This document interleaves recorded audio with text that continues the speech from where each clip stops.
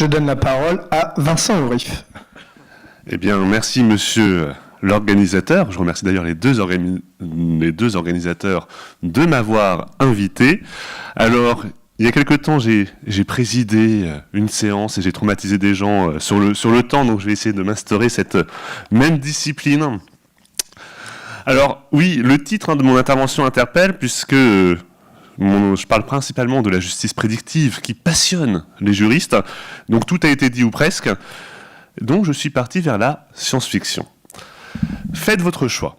Tel est l'un des enseignements pouvant être tirés de l'œuvre Les Cantos d'Hyperion. Il s'agit d'un cycle de 4 romans de science-fiction rédigés par monsieur Dan Simmons, et ces romans traitent particulièrement de la relation entre l'intelligence artificielle, ou plutôt les intelligences artificielles, et l'être humain. Les 2 premiers romans se concentrent sur l'histoire de 7 pèlerins choisis par l'église Gritschek afin qu'ils se rendent dans les tombeaux du temps, qui sont des artefacts lancés du futur dans le passé et qui sont situés sur la planète Hyperion, en vue de rencontrer le Gritch. À cette époque, la Terre est détruite. Les IA sont séparées de l'humanité et se situent dans le technocentre. Elles sont également réparties dans différents clans. L'un souhaite maintenir les relations entre le technocentre et l'humanité. Un autre souhaite la disparition de l'humanité. Quant au dernier, il est totalement indifférent à l'avenir de l'humanité puisqu'il se concentre sur l'élaboration d'une intelligence artificielle ultime. Les 2 derniers romans racontent les aventures de Raoul Endymion et d'Énée. Cette dernière se surnomme celle qui enseigne. Elle est susceptible de remettre en cause l'ordre établi en raison de ses enseignements qui peuvent apporter une nouvelle conception des relations entre l'humanité et les intelligences artificielles. Le technocentre cherche donc à neutraliser Énée. Pour y parvenir, il s'appuie sur la Pax, le nouveau régime intergalactique contrôlé par l'Église catholique. Ah bah oui, il y en a qui fument la moquette. Dès lors, pour étudier les relations entre l'intelligence artificielle et le juge humain, s'inspirer des Cantos d'Hyperion est intéressant. Il convient alors de présenter un nouveau personnage, qui va exposer les leçons que nous pouvons tirer de cette œuvre. Il s'agit du juge. Il a suivi les enseignements d'Énée, puis il est passé par les tombeaux du temps, afin de pouvoir trouver un chemin jusqu'à la période actuelle, où la Terre existe encore. Je lui laisse la parole. Mesdames, Messieurs, vous vivez à une époque où les IA ne commandent pas encore le destin de l'humanité. En me fondant sur mes connaissances du futur, et après avoir étudié votre situation présente, voici les observations qui peuvent être effectuées afin de vous aider à mieux comprendre les relations possibles entre le juge et l'intelligence artificielle. D'où je viens, il existe réellement 2 formes d'IA. D'un côté, l'IA faible, qualifiée parfois d'IA stupide, se concentre sur une tâche précise et le fait rapidement. Cette IA faible pourrait être rapprochée du vaisseau du consul. Ce vaisseau comprend une IA qui ne prend aucune initiative. Il ne fait qu'exécuter les instructions données par les êtres humains. Ça peut être fournir un renseignement à partir d'une base de données ou piloter le vaisseau. D'un autre côté, l'IA forte relève pour vous de la science-fiction. Cette notion renvoie à une machine capable d'appliquer l'intelligence pour résoudre tout problème. De plus, elle est douée de conscience et de sensibilité. Pour moi, c'est une réalité. L'exemple type est le conseiller Albedo. Cette IA représente le technocentre auprès des différents dirigeants, notamment de la Pax. Concernant le domaine de la justice, l'utilisation de l'IA faible pourrait être utile afin d'aider le juge dans l'accomplissement de sa mission. Tel semble être le cas des outils de justice dites prédictives. Cette expression laisse croire que les litiges sont tranchés à l'avance. Or, ceci ne correspond pas à la réalité, car les algorithmes utilisés n'établissent que des probabilités de solution d'un dossier en se fondant sur une analyse par quantification des données judiciaires et sur des corrélations. Il n'en demeure pas moins que l'IA pourrait aider spécialement à harmoniser les décisions des juges sur l'intégralité du territoire, voire à désencombrer les juridictions en incitant à la recherche de solutions amiables. Néanmoins, l'IA présente certains dangers pour le juge. Il risque de statuer sans prendre en considération les particularités de l'affaire à juger, ou il peut trancher le litige sous la pression du résultat préconisé par l'outil numérique. Dans ce contexte, il convient de se demander s'il est possible et opportun que le juge humain soit assisté, voire remplacé, par l'intelligence artificielle afin de donner une réponse au litige soumis par des justiciables. Deux hypothèses distinctes sont alors possibles. La première serait celle de la soumission du juge à l'IA. Au moment de trancher un litige, le juge ne ferait que reprendre le résultat donné par l'IA. Toutefois, cette première hypothèse est à relativiser car les outils existants n'appréhendent pas pleinement la réalité du travail du juge. Il est alors utile d'examiner les différents moyens à la disposition du juge pour qu'il résiste. L'objectif serait alors de faire en sorte que l'IA reste un outil à la disposition du juge pour faciliter son travail. Ainsi, après avoir vu qu'il y a une soumission possible du juge à l'intelligence artificielle, la résistance envisageable du juge sera abordée. Commençons par la soumission possible du juge à l'intelligence artificielle. Certes, au début, l'intelligence artificielle n'apparaît que comme une conseillère du juge. Elle est un outil à sa disposition lui permettant de travailler plus rapidement et d'améliorer la qualité de son analyse. Toutefois, il n'est pas exclu que l'intelligence artificielle devienne plus conquérante et qu'elle parvienne à terme à remplacer le juge. Il importe alors de s'intéresser aussi bien à l'intelligence artificielle conseillère qu'à l'intelligence artificielle conquérante. L'intelligence artificielle conseillère est facilement envisageable. Il existe plusieurs outils recourant à l'IA qui peuvent assister le juge en fonction des instructions qu'il donne. Les uns permettent une amélioration de la connaissance des informations utiles à la résolution du litige. D'autres constituent des outils d'aide à la décision du juge. L'IA peut aider le juge par une amélioration de la connaissance des informations utiles à la résolution du litige. En effet, en recourant spécialement au big data, les algorithmes facilitent le travail du juge en traitant des masses de données tant juridiques que factuelles, liées au litige qu'il doit trancher. Ces algorithmes peuvent analyser rapidement et de manière exhaustive ces données, en suivant les instructions données par l'être humain. L'utilisation de ce type d'outils devient d'autant plus intéressant que désormais, en France, les décisions de justice vont être accessibles en open data, sous la réserve du respect de la vie privée des personnes concernées. Il apparaît donc important de pouvoir utiliser des algorithmes puissants permettant de traiter toutes ces données. Dès lors, les outils de justice prédictive peuvent favoriser la connaissance du juge en lui donnant des informations difficiles à identifier auparavant. Il s'agit spécialement de la jurisprudence concrète des juridictions de première instance et d'appel. Il en découle une amélioration de l'accès au droit positif et à sa mise en œuvre, ce qui pourrait améliorer la qualité des décisions rendues. L'IA peut également consister en un outil d'aide au traitement du litige. Une des applications possibles réside dans l'utilisation d'algorithmes pour analyser non pas les décisions de justice antérieures, mais les requêtes ou conclusions des parties. Il peut en résulter une structuration de l'ensemble des informations de l'affaire soumise au juge. C'est d'autant plus aisé avec la dématérialisation des différents actes de procédure.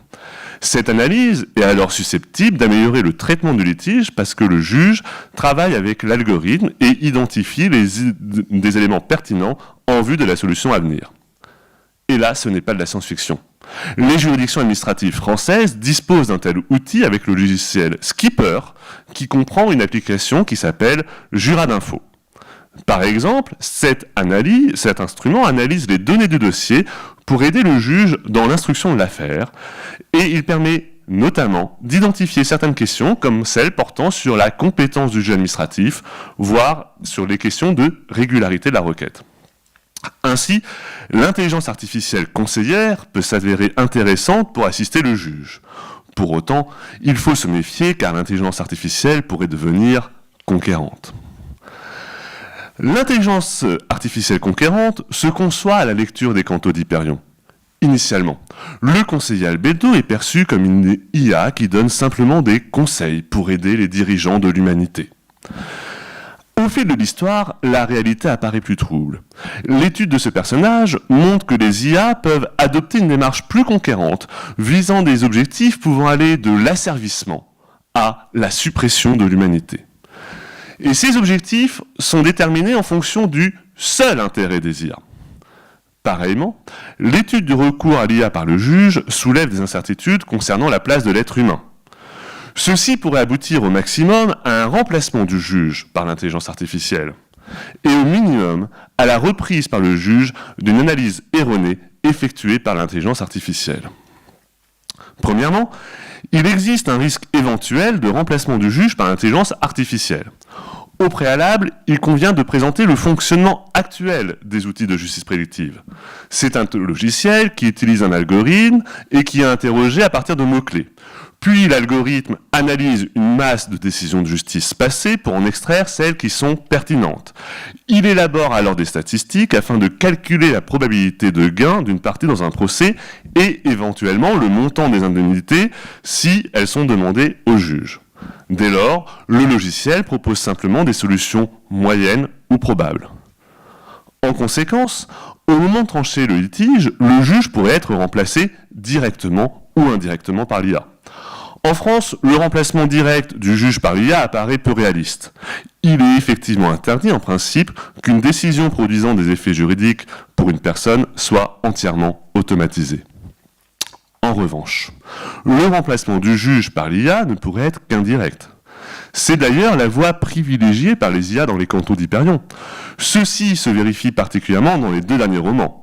Lors de ses échanges avec le pape, le conseiller Abeldo l'influence afin que le dirigeant de la Pax agisse toujours selon ses souhaits. Pareillement, aujourd'hui l'IA pourrait avoir un pouvoir de fait sur le juge. Les résultats qu'elle lui donne auraient une incidence sur la solution de l'affaire. Ceci renvoie à l'effet performatif. En d'autres termes, le juge pourrait être tenté de trancher le litige en reprenant la solution dégagée par l'IA au regard de la majorité des décisions déjà rendues dans des situations similaires. Partant, le juge ne statuerait plus que par mimétisme. Deuxièmement, il est également possible que le juge reprenne une analyse erronée effectuée par l'intelligence artificielle. Ici, il faut examiner la question de la constitution de la base de données analysée par l'algorithme, ce qui pose différents problèmes. Une des possibilités est de sélectionner seulement certaines décisions et plus largement certains critères qui sont identifiés comme étant pertinents. Dans cette hypothèse, le danger est celui déjà souligné plusieurs fois aujourd'hui, c'est-à-dire la reprise et l'amplification de biais humains. L'exemple type est celui du logiciel Compass aux États-Unis, puisque des études ont été menées et elles ont démontré que cet outil, qui pouvait être utilisé par l'administration pénitentiaire, voire des juges, pour prononcer la peine en fonction du risque de récidive, reproduisait des discriminations. Et ainsi, des personnes qui étaient de couleur noire avaient des peines plus lourdes parce que le logiciel estimait qu'il y avait un risque de récidive plus important. Ainsi, la soumission du juge à l'intelligence artificielle soulève plusieurs difficultés. C'est pourquoi il est essentiel d'étudier une résistance envisageable du juge. Poursuivons avec la résistance envisageable du juge. Il existe 2 facteurs qui peuvent offrir au juge des moyens permettant de lutter contre une domination de l'IA. Le premier le concerne directement. Le juge ne doit pas oublier les différentes étapes de son raisonnement que l'IA n'arrive pas encore à appréhender pleinement. Le second réside dans la mobilisation de plusieurs droits fondamentaux afin de garantir aux justiciables une justice de qualité. Seront donc successivement examinés le raisonnement du juge et les droits fondamentaux. Le raisonnement du juge est le premier élément sur lequel il doit s'appuyer pour résister à l'intelligence artificielle. Certes, plusieurs personnes souhaitent modéliser ce raisonnement, mais cette opération est délicate car ce raisonnement comprend plusieurs spécificités qui s'inscrivent dans une dynamique. Il faut alors s'intéresser à la modélisation souhaitée mais délicate du raisonnement du juge et il convient d'examiner que ce raisonnement s'inscrit dans une démarche dynamique. Premièrement, s'agissant de la modélisation souhaitée du raisonnement du juge, les développeurs de la justice prédictive partent du postulat que ce raisonnement est proche d'une démonstration mathématique en raison du syllogisme. A priori, cette démarche semble se vérifier. En effet, en mathématiques, l'application du théorème de Pythagore à une hypothèse permet de savoir si un triangle est rectangle ou non. De même, le juge tranche le litige en application des règles de droit. Donc, il vérifie dans les faits si les conditions de la règle sont réunies afin de savoir si cette règle produit ou non ses effets. Toutefois, l'élaboration actuelle des algorithmes ne permet pas de modéliser réellement le raisonnement du juge. Il existe un défaut important. Les logiciels actuels ne se fondent que sur des corrélations sans prendre en considération la causalité. Or, ces corrélations ne permettent pas de comprendre et d'expliquer le raisonnement d'une décision de justice, car il n'y a pas nécessairement de relation de causalité entre les différents éléments identifiés par l'algorithme. Cette approche peut donc aboutir à donner des explications faussées à l'utilisateur de la justice prédictive, parce que l'IA peut se fonder sur des corrélations non pertinentes. En outre, tels qu'ils sont conçus actuellement, les logiciels comportent un autre défaut majeur. Ils procèdent à une factualisation, c'est-à-dire que tous les éléments, aussi bien juridiques et factuels, sont des données qui ont le même niveau. Or, plusieurs éléments du raisonnement du juge montrent qu'il faudrait procéder à une pondération entre les différentes données du litige. Un exemple est celui de la question de la hiérarchie des données. En effet, dans une affaire, il n'y a pas qu'une règle de droit. Il peut y avoir plusieurs règles de droit où il y a des hiérarchies, normes constitutionnelles, internationales, nationales, et il faut aussi voir leur articulation. De même, une décision de la Cour de cassation ou du Conseil d'État n'a pas la même importance qu'un jugement ou qu'un arrêt d'appel. Puisque l'IA n'est pas programmée pour prendre en considération cette hiérarchie des données, la solution envisagée peut être mauvaise juridiquement. Deuxièmement, le raisonnement du juge est intégré dans une démarche dynamique. Plus précisément, il importe de prendre en considération les incidences de la dynamique de la société humaine sur la solution du juge. À ce titre, les cantos d'Hyperion montrent que l'intérêt des IA réside dans une société humaine figée. Elles ne distillent à l'humanité leurs prédictions et leurs découvertes technologiques, comme les portails Distran ou les vaisseaux Archange, que si cela leur est utile. Si tel n'est pas le cas, les IA font en sorte que la société humaine n'évolue pas. De la même manière, les outils actuels de la justice prédictive peuvent aboutir à des solutions marquées par un fort conservatisme, comme l'a expliqué Mustapha Mekki, parce que ces outils fondent leur analyse sur des solutions passées. Toutefois, cette démarche est problématique, car il n'existe pas un droit à une jurisprudence figée. Au contraire, le juge doit intégrer les nouvelles règles de droit ou faire évoluer sa jurisprudence pour s'adapter aux évolutions de la société. Pour l'illustrer, il suffit de penser à l'évolution récente de la position de la Cour de cassation concernant la reconnaissance du lien de filiation quand des parents partent à l'étranger pour recourir à la gestation pour autrui. Il apparaît que le raisonnement du juge comprend donc plusieurs éléments susceptibles de limiter l'emprise éventuelle des IA sur sa décision. Un autre facteur de résistance réside dans les droits fondamentaux. L'utilisation de l'intelligence artificielle en matière de justice soulève des difficultés au regard de plusieurs des exigences du procès équitable, qui sont les droits fondamentaux. Il s'agit essentiellement du droit d'accès au juge, de l'indépendance et de l'impartialité du juge, voire de l'égalité des justiciables. Oralement, je ne vous présenterai que l'indépendance et l'impartialité du juge. D'une part, l'indépendance du juge a une valeur constitutionnelle et il est garanti par l'article 6, paragraphe 1 de la Convention européenne de sauvegarde des droits de l'homme. Et la question de cette indépendance concerne notamment tous les pouvoirs de fait. Et là, on retrouve les outils de justice prédictive et les faits performatifs. Puisque, avec ce fonctionnement, l'IA pourrait avoir un pouvoir de fait sur le juge. La Cour suprême du Wisconsin a identifié le danger. Et c'est pour cela que dans une décision de 2016, elle a précisé qu'une décision de justice ne peut pas être rendue sur le seul fondement de la solution préconisée par un algorithme. Le juge est tenu de pondérer les résultats donnés par l'IA en prenant en considération d'autres facteurs. Il pourrait être utile que le juge français s'inspire de cette décision. D'autre part, l'impartialité du juge, aussi garantie par la Convention européenne des droits de l'homme, peut être affectés par l'utilisation des outils de justice prédictive. Certes, les auteurs de ces outils soutiennent qu'ils peuvent améliorer l'impartialité car ils seraient susceptibles d'identifier les biais éventuels et les préjugés personnels du juge. Néanmoins, cet argument peut se discuter, car il masque spécialement que les décisions sont souvent rendues en formation collégiale et qu'elles sont élaborées dans le secret du délibéré.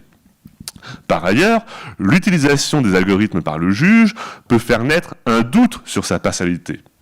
En effet, à partir du moment où le juge consulte les statistiques issues de l'analyse des décisions de justice antérieures, il est possible qu'il se forge une opinion sur l'affaire avant de la juger. Et cette situation peut faire naître un préjugé dans l'esprit du juge, et le justiciable peut craindre qu'il ne soit plus enclin à être convaincu par ces arguments. Dès lors, les parties peuvent avoir un soupçon légitime sur la partialité du juge, ce qui pourrait aboutir à des condamnations par la Cour européenne des droits de l'homme. En définitive, l'IA peut être utile pour le travail du juge tant qu'elle reste un outil d'aide à la décision. Par certains aspects, elle peut permettre d'accomplir plus vite certaines tâches de juge. Pour autant, au sujet de la solution du litige, il importe de s'orienter plutôt vers des outils qui permettent d'identifier plusieurs solutions possibles plutôt que ceux qui cherchent à deviner la solution à venir en se fondant uniquement sur la majorité des décisions passées. Il est donc temps de faire votre choix à propos des relations entre le juge et l'IA. Si vous vous trompez, Aimer offrira dans le futur à l'humanité la possibilité de refaire son choix. Si vous ne vous trompez pas, l'avenir ouvre de nouvelles perspectives qui ne sont pas encore prédites. Je vous remercie de votre attention.